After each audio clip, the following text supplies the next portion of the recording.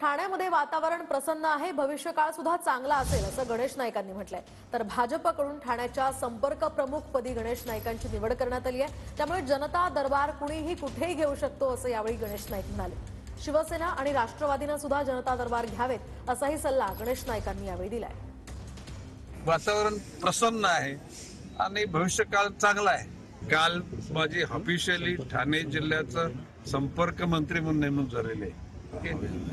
Okay पालघरचा पालकमंत्री आहे। प्रश्न असा आहे की जनता दरबार कोणी कुठे येऊ शकतो आणि माझं म्हणणं आहे की महायुतीच्या सर्व मंत्र्यांनी जिथं पाहिजे तिथे जाऊन दरबार घ्यावा। मी तर सगळ्यांना सांगितले, म्हणजे माननीय एकनाथजी शिंदे साहेबांच्या लोकांना सांगितले मंत्र्यांना, मी नवी मुंबईत या पालघरमध्ये प्रत्येक तालुक्यात जा, अजितदादाच्या लोकांना मी सांगितले। शेवटी काय महायुतीचा विचार आहे ना, महाराष्ट्र थांबणार नाही। आता गतिमान शक्तिमान प्रकाशमान तो सर आता देवेंद्रजी फडणवीस, एकनाथजी शिंदे, अजितदादा पवार आणि शेवटी त्या पाठीमागे आम्ही आहोतच।